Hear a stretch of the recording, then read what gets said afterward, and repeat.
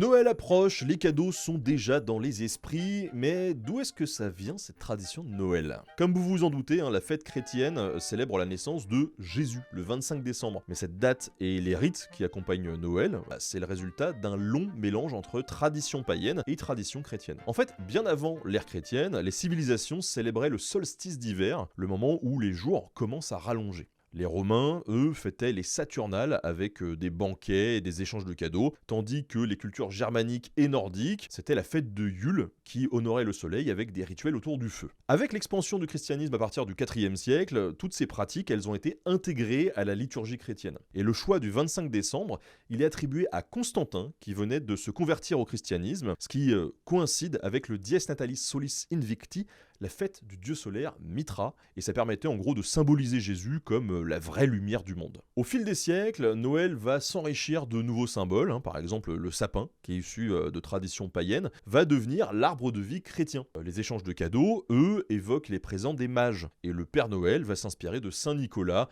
évêque du IVe siècle, réputé pour sa générosité envers les enfants. Dès l'année 506, le concile d'Agde va fixer Noël comme une fête d'obligation, et Justinien en fait même un jour chômé en 529. Et puis ensuite, la fête va se répandre progressivement en Europe. Au Moyen-Âge, on a l'Église qui va profiter de Noël pour instaurer ce qu'on appelle la trêve de Dieu. C'est un moment de paix qui est imposé aux seigneurs qui aiment bien se battre un peu, donc c'est plutôt positif. Mais on a des réformateurs du XVIIe siècle qui vont limiter, voire même interdire parfois les célébrations, comme en Angleterre sous Cromwell ou à Boston en Amérique avec les premiers colons. Il faudra attendre le XVIIIe siècle pour que la période de Noël revienne à la mode. Pendant longtemps, les cadeaux étaient offerts le 6 décembre pour la Saint-Nicolas ou même début janvier après le réveillon du Nouvel An. Et d'ailleurs, je vous signale que c'est encore le cas dans certaines régions du monde. Mais à la fin du 19e siècle, la veille de Noël va progressivement remplacer ces dates comme moment privilégié pour offrir des présents, en tout cas dans la culture occidentale. Ce 19e siècle, il marque aussi en Allemagne l'apparition de Noël tel qu'on le connaît aujourd'hui, à savoir sapin décoré, cadeaux pour les enfants, les fêtes centrées sur la famille, tout ça. Ces traditions, elles vont se diffuser ensuite aux États-Unis grâce aux immigrés allemands et hollandais avant de devenir populaires dans tout le reste du monde. Aujourd'hui, il faut bien se le dire, Noël a quand même largement perdu son caractère religieux dans de nombreuses régions du monde, mais si les traditions ont évolué, en gros l'idée générale